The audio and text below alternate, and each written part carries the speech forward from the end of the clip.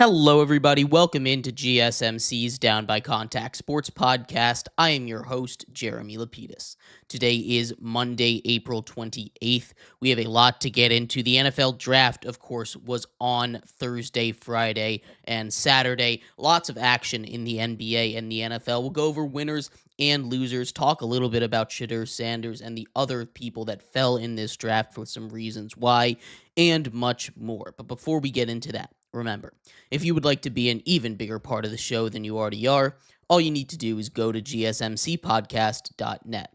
Or if you're on YouTube, you can use that super chat feature. If you do either of those two things, a message should pop up on the bottom of the screen for you, me, and everybody else around the world to see. If you do have a burning question about sports, anything at all that you would like to ask, go ahead and throw that in the comments. Throw it in the chat. I will get to it as soon as I possibly can.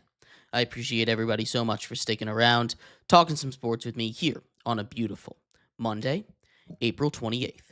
But like I was saying, we're going to start off our show here going over a little bit from the winners of the entirety of the NFL draft, I should say. And we're going to start off strong with the Dallas Cowboys. I think the Dallas Cowboys had an amazing draft. They did not quite get all of their needs addressed, but they did, and they did address it right away. It started off a little bit shaky in round one, getting off with guard Tyler Booker, a bit of a reach at 12, but he should still be a solid player to come in and replace Zach Martin, who went and retired this season. They also brought in edge and cornerback Donovan Ezeraku and Siobhan Revell Jr. Both of those guys I had fringe first-round grades on. They got 3 fringe first-round talents in the first 3 rounds. That is an automatic win right there for you, but that wasn't it. They got Jadon Blue, who's probably going to be getting a lot of touches for this Dallas offense. Definitely going to outduel some of the guys like Javonte Williams and Miles Sanders on that roster. I think Jadon Blue, with his pass catching ability, his speed out of the backfield, is going to be a huge get for the Cowboys as well. And they got some more starters in round 5 as well. Linebacker Shamar James, they got some solid potential in round 6 and 7. But overall, this Cowboys draft that started off, if you were just taking round 1, to be one of the bigger reaches of the draft, turned into a really solid one. And I think that's something that we saw a lot in these drafts. We saw the Cowboys, we saw a lot of teams kind of have really good drafts. There were a lot more teams that I put in the winners category than there were in the losers category, but I really did love what the Cowboys were able to do. They were one of my favorite draft classes overall. Another team that I thought had a really good draft class, especially early on, was the Kansas City Chiefs. The Kansas City Chiefs went in there, and they got exactly who they needed. They got potentially the best tackle in this class in Josh Simmons, and they were able to get him while trading down. They moved down one spot in the order to get Josh Simmons when the Philadelphia Eagles moved up to trade for Jahad Campbell. I love this for him. Obviously, there's that concern around the medicals for Josh Simmons, but what Josh Simmons brings to the football field when he's out there, he is a special talent at offensive tackle, and it's exactly the hole that the Chiefs needed to fill. They are a part of the winners, not to mention Omar Norman Lott out of Tennessee, the defensive tackle. You pair him up with Chris Jones, that is a deadly interior duo right there. I love that pick at the end of the second round. And a little bit of an upside guy in Jalen Royals at wide receiver.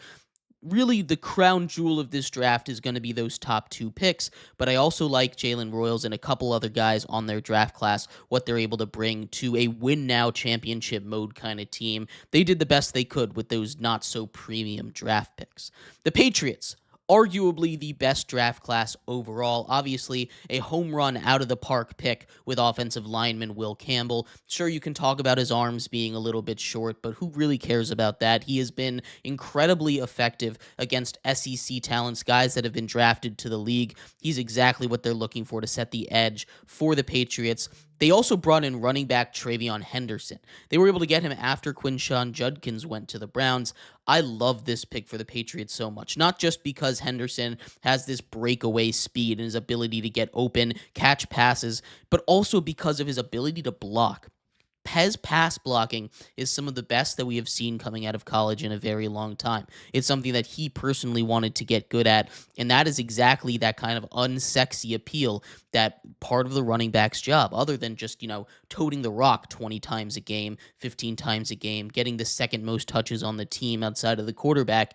The running back has to play some pass protection. And what Travion Henderson is able to do, what he's able to bring to this Patriots squad is more than just his ability with the football in his hands. It's also going to be much more protection for second-year quarterback Drake May, as well as bringing in center Jared Wilson in the third round. Again, another pick that I love. I love how they're addressing that offensive line, making sure that not only do the Patriots have weapons, where they got a wide receiver out of Washington in the third round as well, do the Patriots have weapons for Drake May, but they also have the offensive line to protect him. You have to have one thing in this. You have to have two things, I will say, in the NFL to survive.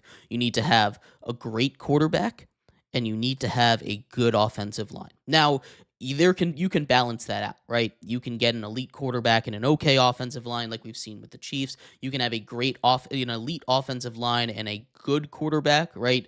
But you just need some combination that averages out to great with both of them. And the Patriots are building the way that they need to. They've addressed defense in the free agency pool, addressed offense, the offensive line in the draft. I love what they've done this offseason. The Patriots near the top overall for my draft class. The Jets, I also thought, had a pretty solid draft. They went out and they got Armand Membu in the first round, who a lot of people are high on. I think he's a big guy that can move a lot of weight. I'm curious how his game is going to translate to the NFL. But in round 2, they got a tight end. A lot of people were mocking them, potentially getting Tyler Warren out of Penn State. Instead, he goes to the Colts, potentially getting a guy like Colston Loveland at 7. They don't. They take a guy that was projected top 10 after the combine and grab probably the second or third best tight end in this class, and Mason Taylor, who's a great receiving threat out of LSU. I love what they were able to do over there. Bring in Azura Thomas out of Florida State for the defense, as well as Malachi Moore out of Alabama. Those two guys patrolling the secondary for this Jets unit after they had lost a couple pieces in free agency. I really do love this draft for the Jets. I think they knocked it out of the park. Getting to the last couple teams that I think killed it, the Eagles. I love their draft. And a lot of it had to do with the first couple picks that they had. Of course, Jahad Campbell. He slips down to them. They trade up and get him in round 1. That was a home run of a pick from Howie Roseman. Andrew Makuba out of Texas, the safety to replace C.J. Gardner-Johnson. I absolutely love that pick. He is arguably the best safety in this class. He's safety 2 for me, only behind Malachi Starks. Ty Robinson, the defensive tackle, I love that pick out of Nebraska. He's going to be able to come in and fill that Milton Williams role after he got signed by the Patriots to a big money deal.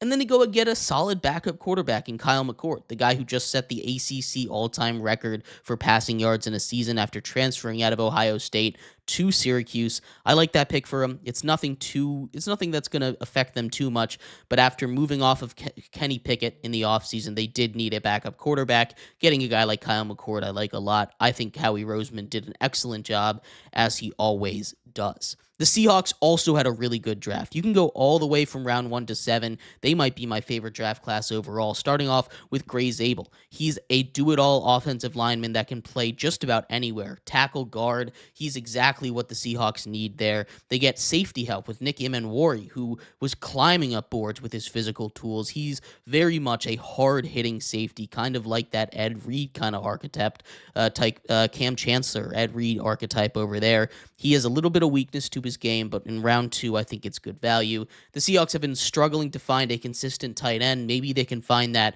with the pick of Elijah Arroyo out of Miami in round 2. But where I really do love this draft is the value they got on day 3 and the end of day 2. They got Jalen Milroe, who I think can be something very special. He's under no pressure to start right away, which I think is really good. You get him time to develop, and instead of just throwing him out to the wolves, I think Jalen Milroe, with his rushing ability, his rushing upside, should have some packages, but his arm talent is also there. He just needs to be a little more accurate. Sounds a lot like Anthony Richardson, another guy that I did fall in love with, but I love the Seahawks taking a chance on a guy like Milroe in round 3. They got a nice wide receiver in Torrey Horton. I love that pick as well. He's someone that's going to dominate the league. Damian Martinez out of Miami, the running back, is someone I'm shocked fell to the 7th round. I love what he can do. He's a big physical runner, and he was equally as much of a part of that success that Miami had this year as Cam Ward was. And Ricky White III, sleeping on him in round 7, he's a dangerous guy. He played all sorts of special teams at UNLV. I love what he's able to do on wide receiver, but more likely as a punt returner and a punt specialist. He played on both offense and defensive side of that special team. Had a bunch of blocked punts in this season as a specialist there. Was a great punt and kick returner. That's exactly the kind of speed that the Seahawks could use, and getting him near the end of the draft in round 7, I think is great value. And the final draft that I have deemed as a winner might be a little controversial, but I really love what they did with value. It's the New York Giants. I understand there's a giant red flag here in Jackson Dart, and I don't love that pick either. As a Giants fan, maybe I'm a little bit biased, but I don't like Jackson Dart. I don't understand why you needed to trade up for him, but the fact of the matter is they didn't have to give up too much to get him. And the rest of this draft is absolutely phenomenal. First of all, you start off with arguably the best player in the draft in Abdul Carter. You get him at 3. You don't have to move. You form what is now maybe the best defensive line in all of the NFL, pairing him up with Brian Burns, Kayvon Thibodeau, Dexter Lawrence, and 3rd-round pick Darius Alexander, who I had mocked as a potential first-round pick. He's a guy that I think in a very deep defensive tackle class is probably the 5th best DT overall. You get him in the 3rd round out of Toledo. That is going to be a home run pick. Not to mention their 4th round pick, running back Cam Skattebo out of Arizona State. He was 5th in Heisman voting last year. He falls to the 4th round. They get him now a big Thunder Lightning duo, kind of like the Thunder Lightning duo of old with the New York Giants, with Bradshaw and Jacobs, Brandon Jacobs. I love what this team is doing. I really do like that. Not to mention offensive lineman Marcus Mbao out of Purdue in the 5th round. He's a guy that a lot of people had ranked as a potential early 2nd round pick. The Giants killed this draft outside of Jackson Dart. That's the one big red flag, but I love a lot of the things that they've been able to do with this draft class, and they are absolute winners for me. If I had to go up and say what the best draft class was, I think I might give it to the Seahawks. I really do love what the Seahawks did. Again, they addressed all their needs, and they got some really good value late in the draft. I also really like what the Cowboys did. They get 3 potential first-round picks and some guys that can come in and immediately contribute for them. Those are 2 drafts that I like a lot, as well as the New York Giants. If it wasn't for that Jackson Dart pick, I think the Giants legitimately might have been my favorite draft overall, but that is something that is hard to overlook. But I'd love to hear your thoughts. Who do you think had the best draft? Who do you think I missed in this list of winners in the NFL draft? I'd love to hear your thoughts. We're going to take a quick break. When we come back, we turn our attention to the other side. It's not all good in the world of the NFL. You can mess up a pick, and despite how deep this draft class was, there were a couple teams that I was a little bit head scratched over what they were doing, why they were doing it. We'll talk about those teams coming up next here on GSMC's Down by Contact Sports Podcast. I feel like I'm losing my mind. Is everybody in the world blind? Please, Lord, give me a sign, a sign. I feel like I'm losing my mind. Is everybody in the world blind? Please, Lord, give me a sign, a sign. I wanna be the greatest. Everybody on the fake shit. I look around and feel like everybody is the fakest. I make this every day and I'm impatient, hoping one day I blow up from the basement. Statement, the top is so vacant. I don't hear shit, the that I think is amazing. Waiting for my day when I'm playing sold out shows for 1,000 faces. Hey, give me that crown, get in my way and to be put down. It ain't your place, all this my town. If I want that shit, then I'll get it right now. I'm losing it, the noose it fits, I'm losing shit, a stupid myth. You choose to live or choose to dip, you choose to fight or lose your grip and lose a gift. I feel like I'm losing my mind. Is everybody in the world blind? Please, Lord, give me a sign, a sign. I feel like I'm losing my mind. Is everybody in the world blind?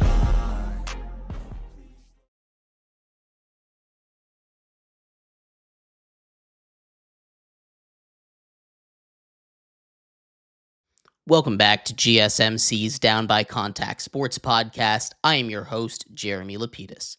Today is Monday, April 28th, if you are just tuning in. We just finished going over the winners of the 2025 NFL Draft. We had a whole bunch of teams that I thought did a phenomenal job with this year's draft.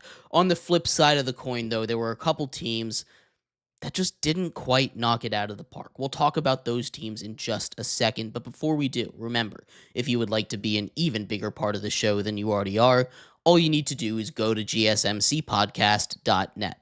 Or if you're on YouTube, you can use that super chat feature. If you do either of those two things, a message should pop up on the bottom of the screen for you, me, and everybody else around the world to see. If you do have a burning question about sports, anything at all that you would like to ask, go ahead and throw that in the comments. Throw it in the chat. I will get to it as soon as I possibly can. I appreciate everybody so much for sticking around, talking some sports with me here on a beautiful Monday, April 28th. But like I was saying, we are going to get into what's going on with the losers of the NFL Draft. And we're going to start off with the Houston Texans. The Houston Texans had one major need heading into this draft, and that was offensive line. The Houston Texans instead decided to address the wide receiver need, which for sure was a need, but they needed an offensive line a lot more. Obviously, not just the awful, horrific offensive line that it was in last year's last year's team. You also move off of the linchpin of it all. You move off of your best offensive lineman, trading Laramie Tunsil to the Washington Commanders as they build up a really strong offensive line. And then you decide to trade out of the first round, which I don't necessarily blame them with the haul that they got. But this is definitely not the way that this draft needed to go. They went wide receiver heavy. They already had a solid wide receiver room, right? Obviously, outside of Nico Collins, the injuries have hurt them a little bit, but they had a lot more needs, and they just didn't address it. They only drafted one offensive lineman, and it was way later in the draft than I think they should have.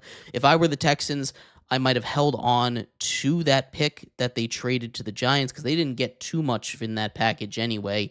And I think the Texans, just made a big mistake by not addressing the offensive line, either in the offseason or in the draft, or should I say free agency or the draft. I'm just not a big fan of what they did. Not that the players they drafted were too bad, because I don't think there was a single draft overall that it would give less than a C-, if I'm being honest.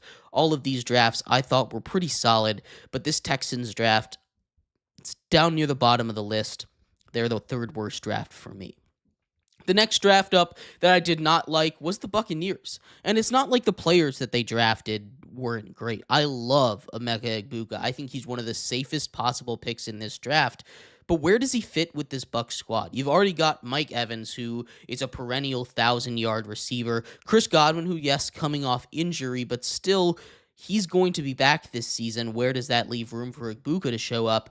And then McMillan, who really broke out at the end of last season. He had a huge year as a rookie, and now you're adding Egbuka into that picture. And again, you can never really have too many great receivers. But the issue with Egbuka is he just does not fit with this Bucs team. There's so many other places that I would have liked to see him go, and they spent a first-round pick on him. This is a Bucs team that has needs. I would have loved to see them grab Jahad Campbell here, grab a corner here like they addressed in the upcoming rounds. Maybe you can grab, there were plenty of corners available at 19 for them to grab, both of those top ones, both Jahdae Barron and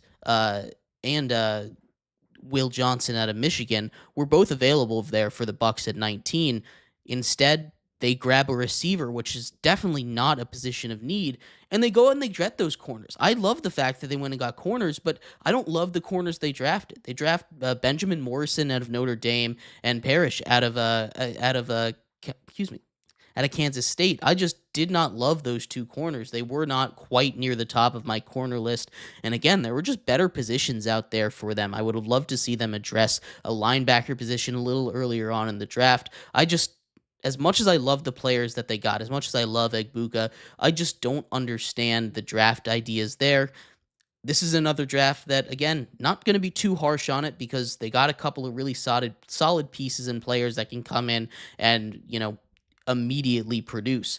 But I don't really love the direction that they were going in. I'd give this one probably a solid C, just a very average draft. And the final draft that I had a big problem with was the Cleveland Browns. And it's not because they took Shedeur Sanders.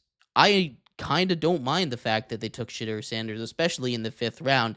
It was everything else that led up to this. First of all, it looked like they were setting up to have a really solid draft. The one question is Travis Hunter really worth all of that? The Jaguars thought yes. I'm in the camp that I think the Jaguars are right in giving up that much for Travis Hunter. The Browns said, you know what? We don't think he's a generational talent. We'll move off of him, and we'll draft in the 1st round defensive tackle Mason Graham, who I think could be one of the best players coming out of this draft when all things are said and done.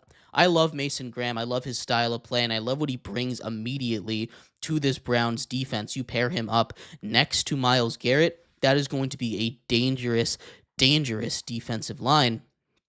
But then after that, they kind of just wasted the rest of their picks, right? They needed a running back, so they went and got Quidshawn Judkins from Ohio State, while Travion Henderson was still on the board. I like Judkins. I like Henderson. I personally would have taken Henderson over Judkins, but I don't necessarily mind that. Where the issue comes is you then bring in Dylan Sampson from Tennessee later on in the draft. And again, you kind of want to take value, and I don't necessarily hate that they took 2 running backs, but it's not just the fact that they duplicated up at running back when they had a lot of other needs, but they duplicated at quarterback as well.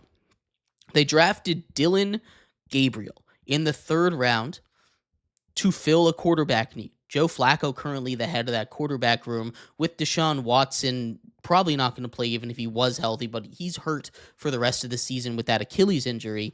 You now bring in Super Bowl champion Kenny Pickett. You bring in elite quarterback Joe Flacco. These two guys that are here in charge of that quarterback room as we head into the draft.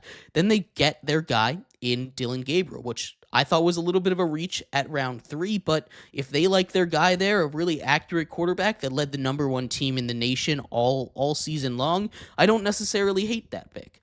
Then they just do a big head scratcher. They get Shedeur Sanders, and we'll talk a little bit more about Shedeur Sanders and why he fell to the 5th round, but the Browns, instead of addressing positions of need or taking just simply best available, decided to have a whole bunch of controversy around them now. It feels like the front office wasn't super interested in drafting Shedeur Sanders anyway, with the reaction that they had in the war room, in the draft room over there. Felt like it was coming from up above.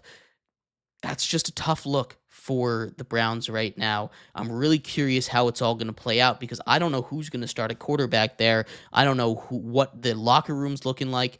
It's just a big mess, and they've added more questions to themselves than answers, which is the opposite of what you're supposed to do in the draft. I know Mel Kiper gave the Browns an A+, and again, I don't necessarily think that this draft was all bad. I think Shedeur Sanders can be a star in this league. I think that Dylan Gabriel also could be better than him, so I don't necessarily think taking him ahead was the worst thing.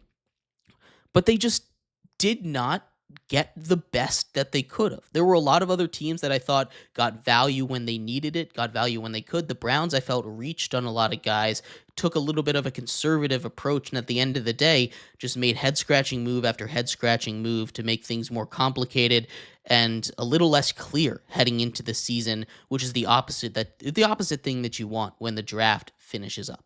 But I'd love to hear your thoughts. What do you think were the biggest losers in this year's draft? I'm not a big fan of the Browns, the Texans, or the Bucks. I'd love to hear what your thoughts are. We're going to take a quick break. When we come back, we turn our attention to the man of the hour. Speaking of the Browns, Shedeur Sanders. We'll talk about how he fell to the 5th round, why he fell to the 5th round, everything going on with him, that prank call, and what a crazy week it was for Shedeur. That's coming up next here on GSMC's Down by Contact Sports Podcast. Looking for your daily fix of sports talk without having to pay for it?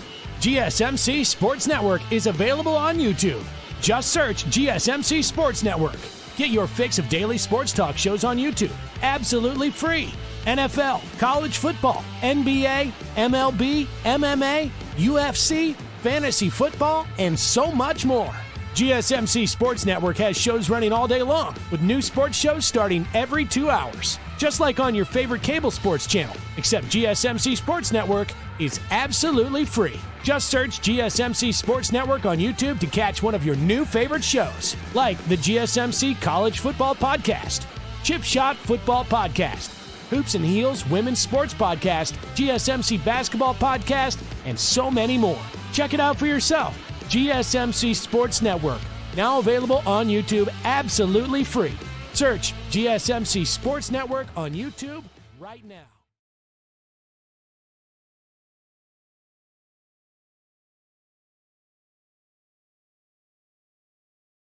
For the best and latest podcasts available anywhere, go to the podcast app on your cell phone and type in GSMC to access free content-rich podcasts on health and wellness, book reviews, sports, entertainment, relationships, social media, movies, technology, finance, and even weird news. Subscribe and download the GSMC Podcast Network's family of shows, available everywhere podcasts are found.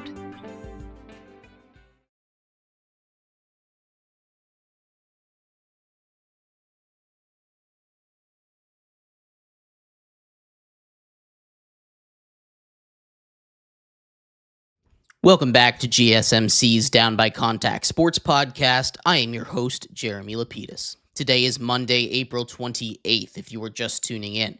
We just finished going over the winners and losers from the 2025 NFL Draft Instant Reactions. Go and check that out if you missed it. In this segment, we turn our attention to the big story of the draft, which maybe it shouldn't have been the big story, but it certainly turned into it. Shedeur Sanders falls all the way down to the 5th round. We'll talk about why that might have happened, what this means for him and his future, and much more. But before we do, remember, if you would like to be an even bigger part of the show than you already are, all you need to do is go to gsmcpodcast.net. Or if you're on YouTube, you can use that super chat feature. If you do either of those two things, a message should pop up on the bottom of the screen for you, me, and everybody else around the world to see. If you do have a burning question about sports, anything at all that you would like to ask, go and throw that in the comments. Throw it in the chat. I will get to it as soon as I possibly can. I appreciate everybody so much for sticking around, talking some sports with me here on a beautiful Monday, April 28th. But like I was saying, we are going to get into everything going on with Shedeur Sanders, the story of the NFL Draft. Shedeur Sanders, son of Deion Sanders, projected number 1 round pick, even projected to be the number 1 overall pick at some point in this draft process very early on before Cam Ward really took that step ahead of him.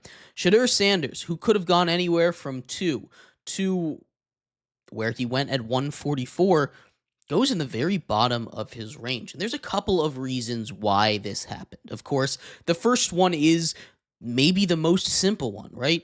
It's always, the easiest explanation is usually the most correct one, is the way we look about this, right? Shedeur Sanders, of course, is not necessarily the most perfect quarterback prospect. One of the things that I've talked about a lot when we talk about the NFL, when we talk about football, is the fact that Shedeur Sanders is really bad at avoiding sacks. And sack avoidance is one of the most important things. It's basically the same as a turnover or a 10-yard holding penalty, except you lose a down there, right? The clock keeps rolling. And one of the biggest weaknesses for Shedeur Sanders was the fact that he just took way too many sacks. You can say his offensive line was bad. You can say that he was doing everything he can.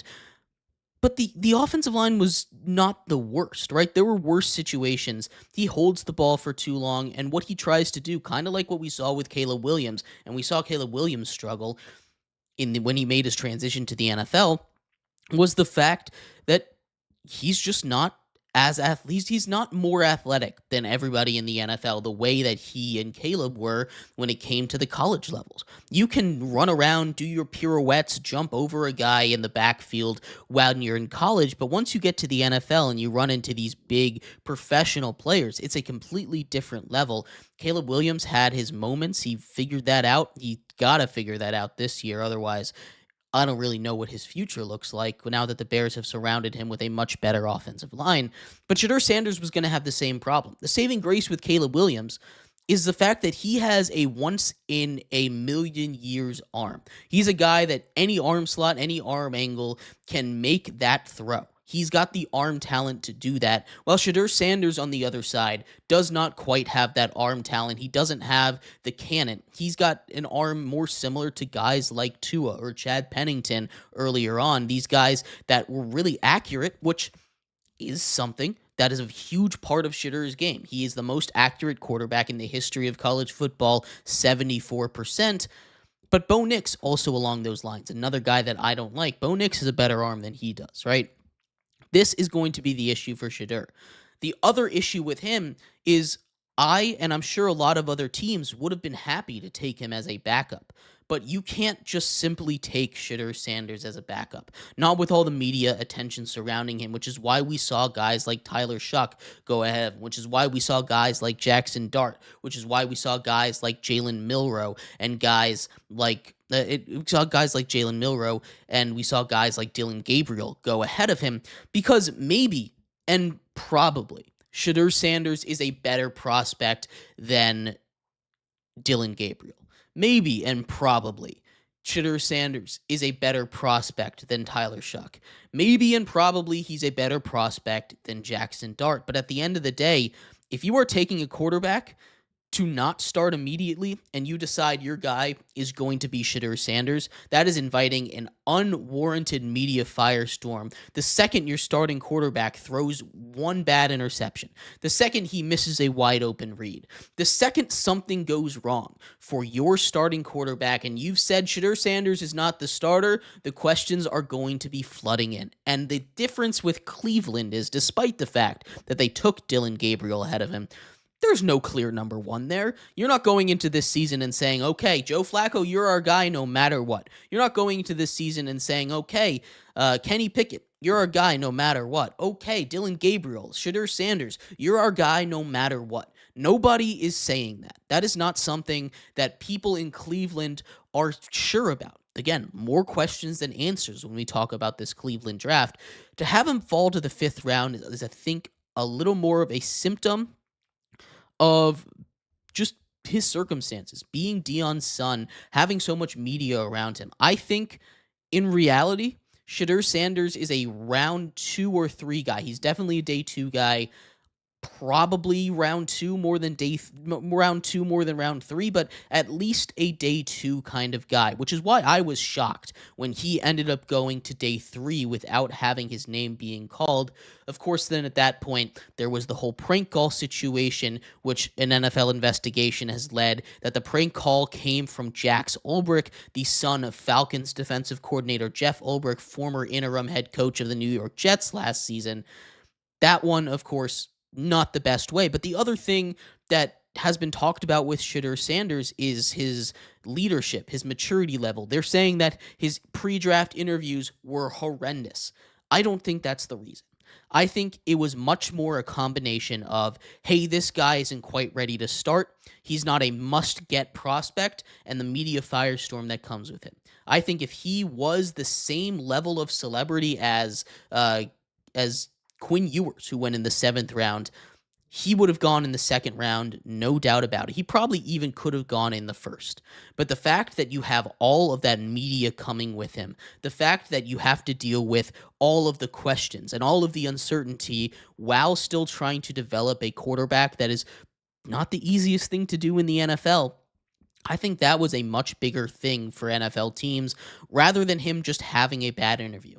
Now, we've seen this kind of get blown out of proportions a little bit. I don't think Shedeur Sanders is walking into the interview and being just an awful person to these guys. I think from everything I've seen out of Shedeur Sanders, he seems like a really good kid. Sure, he's a little bit cocky, but that's a positive trait in the NFL, right? You look at Cam Ward, that man is equally, if not more cocky than Shedeur Sanders, but the difference is Cam Ward doesn't have the media attention that follows him around like Shedeur Sanders does. His dad isn't maybe the most polarizing player in the NFL, right? There are a lot of reasons why this is, but if you were going to sit down and say Shedeur Sanders fell because he was being a bad person in the interviews, because Shedeur Sanders did not know how to be professional, always blames his teammate and is not a good leader, that is wrong, that is incorrect, that is misleading. Maybe that has something to do with it, but Shedeur Sanders falling to the 5th round is because he is not a for sure selection, and all of the media attention surrounding him is just a little bit too much to deal with rather than getting a guy like Dylan Gabriel. That's what I think it is. Everything we've seen out of this kid, I think, is nothing but good. And it sucks that his name is kind of being dragged through the mud like this. It also sucks to see him fall to the 5th round because of circumstances he can't control. Sometimes things work out. We look at the Ball brothers, right? LeVar Ball was able to get 2 of his 3 kids drafted and has basically built a little social media empire with all his kids, right? That is very impressive. We've seen this work in the past. It just did not work this time because Shedeur Sanders, unfortunately, was not that level of football player, and that is really just what it is at the end of the day. But I'd love to hear your thoughts. What do you think the reason for Shedeur Sanders falling to the 5th round is? Do you think that was too far for him to fall? Where would you have taken him if you were in that NFL GM room? I'd love to hear your thoughts. We're going to take a quick break. When we come back, we turn our attention over to the NBA. Lots of NBA action to go over. It wasn't just NFL draft this weekend, but some crazy NBA games. We'll take a look at where everything stands. The first team has already been eliminated. We'll talk about that and much more coming up next here on GSMC's Down by Contact Sports Podcast.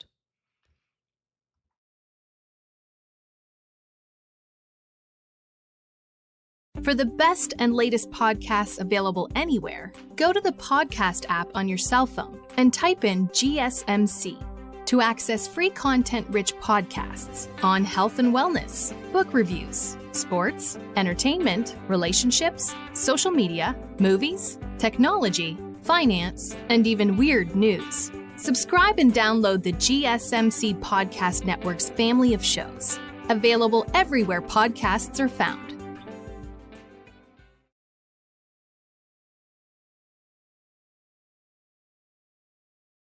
Looking for your daily fix of sports talk without having to pay for it?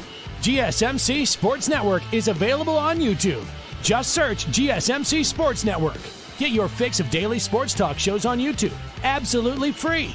NFL, college football, NBA, MLB, MMA, UFC, fantasy football, and so much more.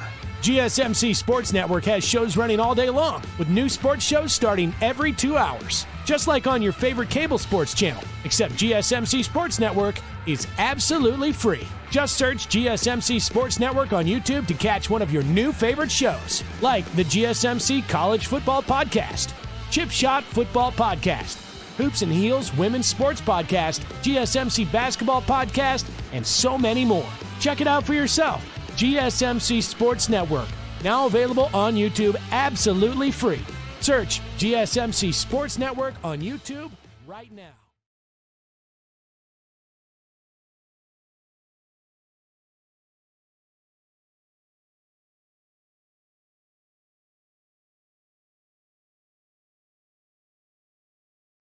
Welcome back to GSMC's Down by Contact Sports Podcast. I am your host, Jeremy Lapidus.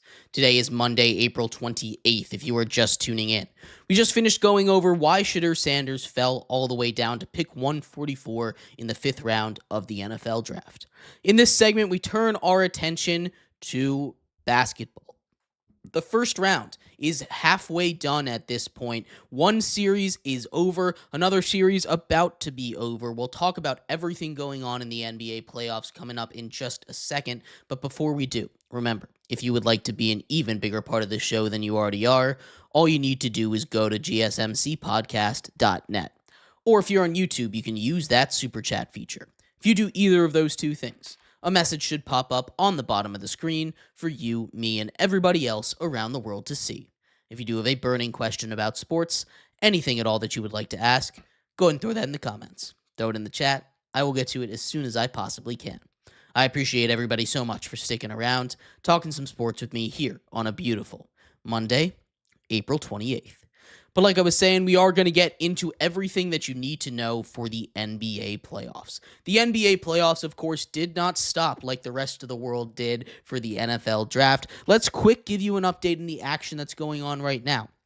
The Cleveland Cavaliers are putting on the finishing touches on a potential sweep, currently up by 39 points at halftime to the Miami Heat, 72-33. They win this game, they sweep this series, the second 1 seed to move on. This one just about all done. I would be shocked if there was a comeback. It would break the record that was just set by the Thunder for the largest halftime comeback in NBA history. NBA playoff history, I should say. So I'm ready to call this one a game. Congratulations to the Cleveland Cavaliers for advancing to the second round of the NBA playoffs for the second straight year at this point. They're having an amazing season. But outside of that, there is plenty of action in the NBA that is actually worthy of being talked about. And we'll start off with the biggest market. The Los Angeles Lakers. They are down 3-1 to the Minnesota Timberwolves after choking in yet another game away in the fourth quarter. You want to talk about why this series is at 3-1 in favor of the Timberwolves? You can talk about it for a myriad of reasons. You can say the big three for the Lakers has not been super cohesive. LeBron James hasn't played his best series. Luka Doncic is doing his thing. He got the stomach bug in one game. Outside of that, he's been amazing. Austin Reeves hasn't really been stepping up. The Lakers' depth hasn't been there. Dalton Knecht is not getting in the game. They don't have the defense to deal with Julius Randle with their small ball lineup. There's a lot of reasons why, but the main reason why this Lakers team is losing these games is because they cannot make a shot down the stretch. This is a Lakers team that has yet to score more than 20 points in the fourth quarter. This is a Lakers team that through 4 games has scored 20, 19, 19, and 13 in the fourth quarter. This is not how you close out games. A lot of times I say basketball, when you're watching a basketball game, the only thing that matters is the last 5 minutes. If you're within 10 points in the last 5 minutes, you've always got a shot, because basketball is a game of runs. It always has been a game of runs, and nothing is going to change that. But with the Lakers being unable to make a basket in the fourth quarter, they are taking all of their potential to win these games and just throwing it out the window. They have been leading or within 2 points in 3 of these 4 games. They have lost 3 of these 4 games. The only game that this wasn't the case was when they were getting blown out in the first game. This is just a mess by the Lakers. I don't know if it's coaching. I don't know if the players are tired, if LeBron James can't be a closer right now. I don't know what's going on, but either way, they need to figure it out quickly, because this is going to be a real tough deficit to claw out of. The Timberwolves, I will give them their credit. Anthony Edwards playing amazing. He is outdueling Luka Doncic at just about every single occasion. Julius Randle is having a great series. They're going after Luka on the defensive side of the ball. That's the reason why he was traded away. It's a little bit concerning, but also he's not the reason why they're losing these games. He's dropping nearly 40 every single night. He has been an absolute flamethrower for this Lakers team. This is a Lakers team that most likely is not going to win this series. They need to go out and get a center, right? I've seen a lot of online discussion about how this series would have been different if they had Mark Williams. I don't know how different it would be, but I think it would be a little closer. Having some rim protection, having a guy that can match up against your Goberts and your Julius Randle, rather than going to that small ball lineup all the time and having a guy like LeBron at center. It's just not working the way that they want it to. They need to switch some stuff now, get Jackson Hayes a little bit more involved maybe, although maybe that won't do anything either. It's kind of desperation time for the Lakers. They've got their backs against the wall. They need just one. They need to sweep the rest of the series. Down 3-1. They need to figure this out. The other big news in the NBA, Damian Lillard. This one, not great news. Damian Lillard has suffered a torn Achilles, confirmed today by Chris Haynes and Shams Charania. The Bucks also fall 3-1 early in the first quarter. Dame goes down with a non-contact injury, making a cut to go and get an offensive rebound. He goes down on the court. It's no good. Damian Lillard, this is not just an issue for this postseason. This Achilles tear is most likely going to keep him out for all of next season. And that one opens up a whole nother can of worms, because the Pacers are going to win this series. They were just too balanced of an attack, and despite Giannis being potentially the best player this postseason so far overall, not just in this series, but overall, the Pacers just have too many weapons. Giannis can only shut down so many people. He can only do so much on his own. The Pacers had 8 people in double figures in their last game. They're a very balanced team. Tyrese Halliburton, while he's an engine, doesn't have to be the main offensive scoring engine. He also has amazing, he's also huge in that passing game. Getting more creation out of him is exactly what this Pacers team needed. They're really good this year. But Damian Lillard, this goes a little deeper than just this playoff series, because the issue with Dame is there have been rumors of a potential Giannis wanting out of the Milwaukee Bucks. And Damian Lillard did the right thing, the quote-unquote right thing, right? By staying with the Portland Trail Blazers for basically his entire prime. He stays with them. They don't get anything around him. They make a couple deep runs in the playoffs, but outside of that, just about nothing. They sell the team. They sell Dame. Dame is out of there. He joins Giannis, and that pairing just has not worked out yet, right? Whether that's because of injuries or defensive concerns, but now Giannis wants potentially out of Milwaukee. And if you put Dame back in that situation he was in Portland in, coming off of an Achilles, it just doesn't work for him. Damian Lillard is a very special basketball player. He's past his prime. He's not quite the same leader that he was, or the same kind of basketball player, I should say, as he was back when he was in Portland. But that doesn't mean that this Bucks team can't be good, right? If you put him and Giannis and make a bunch of great defenders around them, bunch of 3-and-D kind of guys, that is exactly how you want to build this team. Instead, they bring in Kyle Kuzma, all offense, no defense. They move off of Chris Middleton, who 3-and-D guy, exactly the guy that you want, despite his struggles. That's the kind of guy that you need for this team. Even though he's been injured, this is just a brutal loss for the Bucks. It's brutal for Dame, because I don't know if he's ever going to get a real chance at a title ever. Period. Not just ever again, ever, especially with the potential that Giannis moves off next season. He doesn't seem too happy with the lack of winning in Milwaukee. That's just a brutal one. The Pacers should move on over there. The Knicks-Pistons game also goes to 3-1 in favor of the New York Knicks after a really controversial call. Tim Hardaway Jr. had the ball off of a missed Cade Cunningham floater, got kicked out to him in the corner, and there was a foul. I'm not going to sugarcoat this, say, there was a potential foul. There was a foul here. They called no foul. It was a 1-point game, and then the clock runs out. Tim Hardaway Jr. jumps. He did draw that contact, right? He pump faked and then jumped into the contact, but that has been called a foul all series long. There was a whole set of debates around whether or not Jalen Brunson should be allowed to celebrate baiting a foul. That was something that Tim Hardaway Jr. did. He got the defender off his feet. He drew a foul in a 1-point game. Would have been 3 free throws. Should have been 3 free throws. And now instead, Cade Cunningham and the Pistons haven't won a home playoff game since 2008. They snapped in their one win a 15-game losing streak in the playoffs, which was the longest in the history of the NBA. But now they can't win a game at home. Cat and Brunson are both amazing, right? Cat makes a couple of huge shots down the stretch in Game 4, but really that Tim Hardaway Jr. foul not being called kind of sunk their season. It's a lot different going back to the Garden tied at 2 than it is 3-1. And it's just real tough for this young Pistons team. I think this Pistons team will be back. They have a superstar in Cade. This is their first season under Coach J.B. Bickerstaff. They got a lot of good pieces, and they can only really get better from here. But that is a brutal way for their season to basically fizzle out. They've got one more game. So they've got one more game for their bubble, I should say. The Knicks probably win this game in 5 or 6, but that's just a brutal way for this series to go. The Magic, they've kept the games close. We've seen Jason Tatum not be his greatest after dealing with a little bit of that injury on his wrist. Still 3-1 at this point. That series also just about over. We talked about the Cavs and the Heat that game. That series also over. The Thunder have completed the sweep, the first team to move on in this round. They had a bunch of firsts. They're the youngest team in NBA history to make it this far in the playoffs.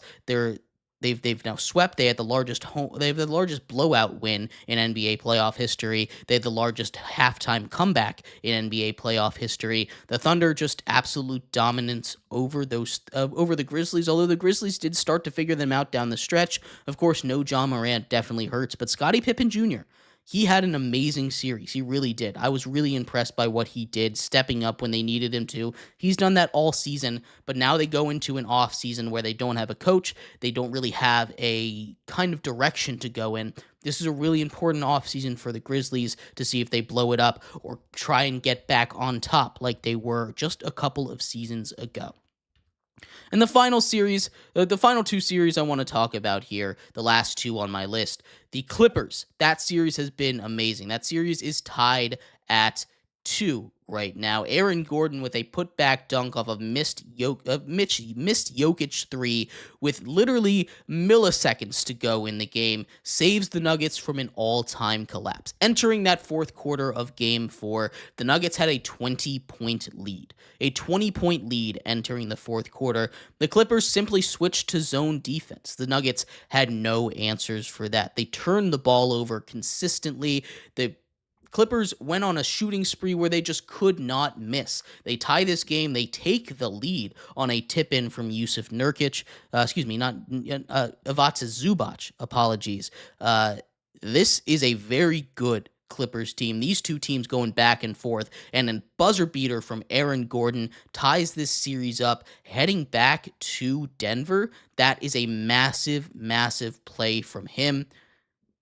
That's exactly what we were waiting on. Outside of that, the Warriors took Game 3 without Jimmy Butler. Game 4 is tonight.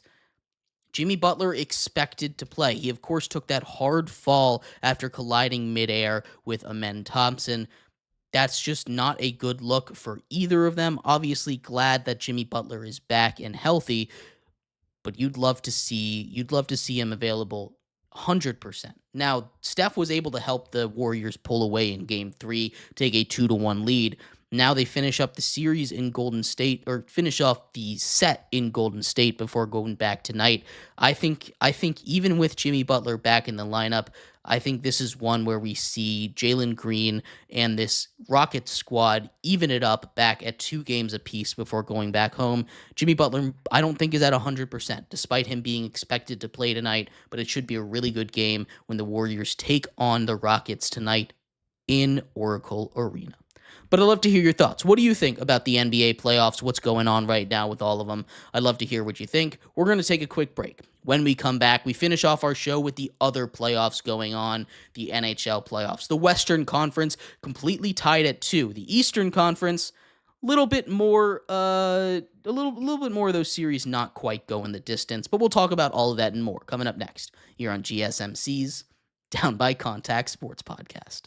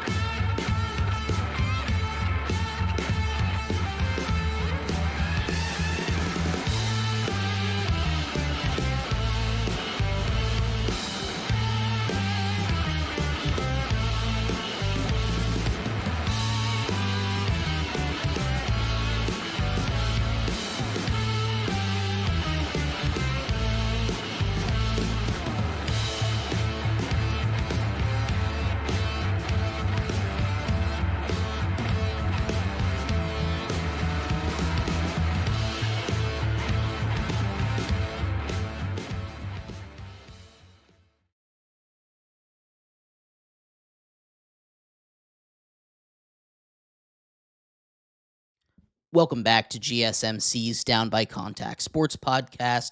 I am your host, Jeremy Lapidus. Today is Monday, April 28th, if you were just tuning in. We just finished going over everything you need to know about the NBA playoffs as we are set for Game 4 between the Rockets and the Warriors tonight. In this segment, we turn our attention to the ice, the other playoffs going on right now, equally as important, and we'll give you a little recap of what's going on over there. At the Western Conference, all 4 series knotted up at 2.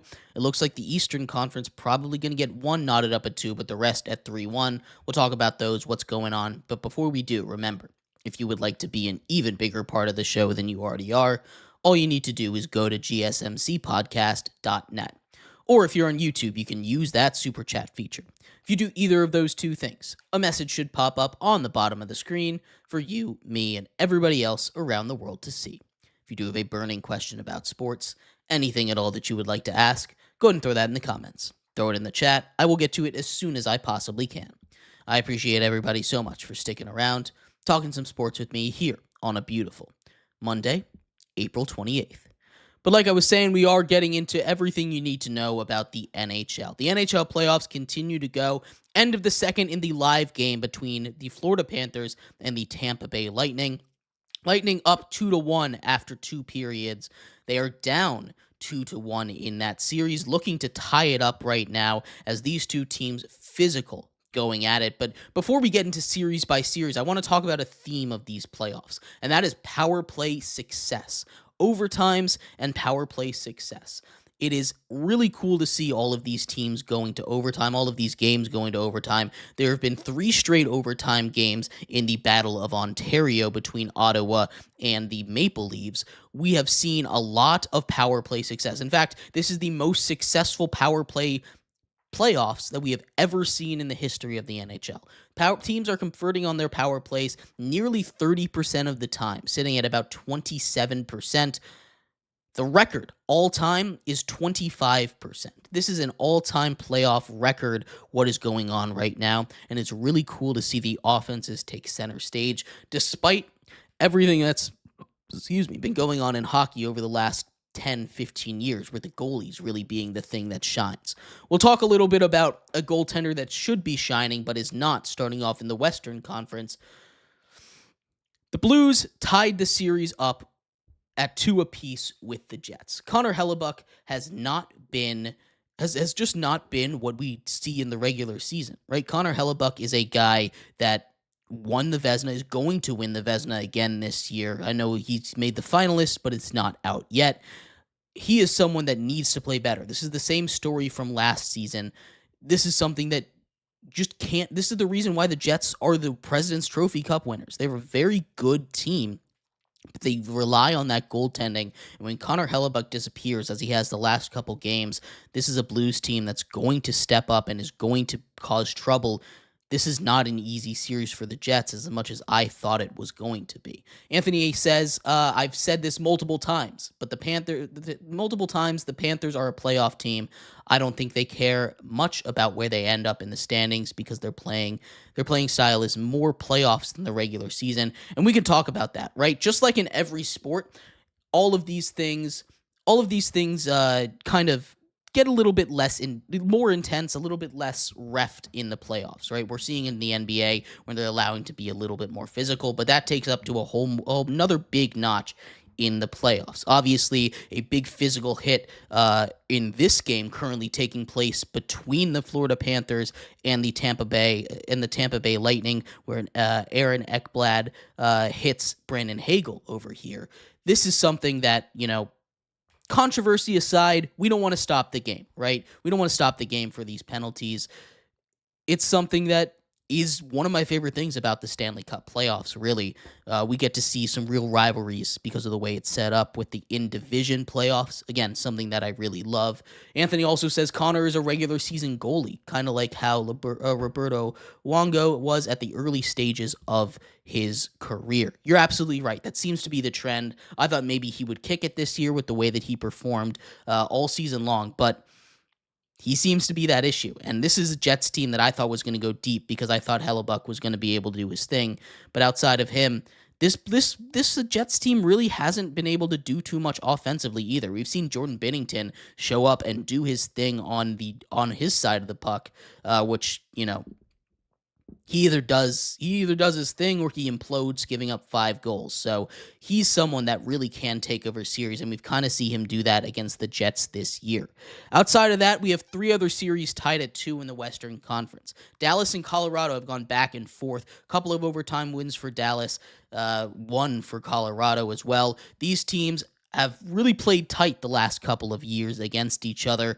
You get Gabriel Landeskog back. Gabriel Landeskog for the Colorado Avalanche back. That is a huge win for them. He scores a goal, his first goal since Game 3 of the Stanley Cup Finals when they won just a couple of years ago. Dallas has led the series for less than 5 minutes, but they're tied at 2 either way. Game heads back to Dallas tonight. That one should be a lot of fun. I think that one might even go to overtime again. Between the Vegas Golden Knights and the Minnesota Wild, also tied at 2 as everything in the Western Conference is. This one is exactly what we expected. Physical hockey. We saw Vegas take game 4 in overtime to tie the series at 2 after Minnesota had taken a 2-1 lead in the series. Minnesota's healthy. Kirill Kaprizov is playing like the best player in hockey right now, despite him missing a lot of the season due to injury. He is back. That's exactly what the Wild need, and they're a very dangerous team if he keeps playing at the level that he is. The Oilers just magically find a way to come back every single game, right? This is going to be yet another comeback story. We saw them obviously go on that big comeback run in the Stanley Cup Finals, forcing Game 7 last year. Connor McDavid has now engineered 2 amazing comebacks. One of them worked, one of them didn't. Leon Draisaitl finishes that out after the Kings just can't keep the puck out of the back of their net in the third period. Anthony said there's a double standard in the NHL. They're probably going to try and suspend Aaron Ekblad for that hit, but last year they allowed Leon Draisaitl to get away with a dirty hit on Barkov. I actually would be shocked if they suspended Aaron Ekblad for that. As much as they probably would have in the regular season, I expect more of a fine. I point towards the Caps and Habs series where we saw Tom Wilson have a little bit of a cheap shot. I'm a Caps fan, so I'm a big fan of him. So maybe I'm a little more biased towards the Caps here. There was a little bit of a hard hit there. They obviously were fighting in the benches. We saw some fines rather than some suspensions, and I think that's what it's going to be in the playoffs. I think you have to do something completely egregious to get suspended in the playoffs. And sure, that hit, you see the forearm to the face, but with Ekblad over there, he's just so important to this Florida Panthers team. I can't see the league suspending him for this. I think it would have to be a repeated thing, and it just hasn't gotten to that level yet. It's a physical series. You're going to see an answer for it, maybe even later this game as we get into the third period just now, but that's something that I don't necessarily think is worth suspending, especially in a tight playoff series like this one. We've talked a lot about tight playoff series so far, but there's a couple that just aren't it. I thought the Ottawa Senators were going to put up a little bit more of a fight in this one against the Toronto Maple Leafs. Instead, they survive, scratch and claw their way back in overtime in Game 4 to avoid a sweep. They're on their last legs. They don't really have much to stand on over there. We talked about Florida and Tampa heading into the third period right now, but the Capitals and the Canadiens, those two teams have been incredibly physical with each other. Obviously, there was the whole thing with Tom Wilson fighting on the bench over there. Saw some fines. We saw some more fines in the pregame for Game 4 that saw the Caps win, leading to a 3-1 lead for them. Logan Thompson, of course, dealing with an injury after getting run into by his own teammate. He gets back up, plays in Game 4 for them. That's just a hockey player for you. This is going to be a really tough series for the Habs. They're a young team. They should be back, but they're playing physical with a team that is willing to get physical with them, and that is what the playoffs are for you. The last one, the New Jersey Devils are doing their best. They're down 3-1 to the Canes at this point. There was some more controversy with them taking out goalie Frederik Andersen. Of course, that one, it looked a little bit more like an accident to me than anything else. Anthony says both Montreal and Ottawa came into the playoffs a year too early. I agree, but it's good to get that playoff experience for them. It's not something that you can just magically get, and getting those young guys their toes in the waters, their toes wet in the water of the playoffs, I think is really huge for their future. They've got a nice young core going, and I think they're going to be ready to make a big run next season or even the season after that. A similar story for New Jersey. I know they've kind of been here and done that before, but they're just a little bit too injured. I like this Devils squad if they were healthy. I think the Canes were a bad draw for them. I think the Canes are just an incredibly talented team. The Canes should run away with this series, but at the end of the day, nothing you can do if you're New Jersey. I love the way that they're playing with toughness. They're keeping these games close. I love the way that they're playing with urgency as well. But overall, this is a playoffs that is going to be more and more wild. That Western Conference, we could have 4 Game 7s, and I would not be shocked. The Eastern Conference probably going to get pretty much settled up in the next couple of games, outside of maybe the battle for Florida here, as the Lightning have taken. The Lightning are on the power play right now. Maybe we see them extend their lead. These two sides of the brackets will eventually kind of sync up with each other. But that Western Conference, the first round of the Western Conference, always a movie. And you should absolutely be tuning in if you haven't seen any of it yet. But thank you, everybody, so much for tuning in to today's episode of GSMC's Down by Contact Sports Podcast. I have been your host, Jeremy Lapidus. We will be back tomorrow going over everything from around the world of sports. Playoff games in both the NHL and the NBA, as well as big news from around baseball, basketball, and football. We'll see you then. Have a good one. Bye-bye. Mm-hmm. Mm-hmm. Mm-hmm. Let's go. I wake up to a little bit of drool on my pillow, feel like it's gonna be a bad day. Yeah, I'm tired of shit, and the coffee ain't hit yet, damn, ain't that great. I don't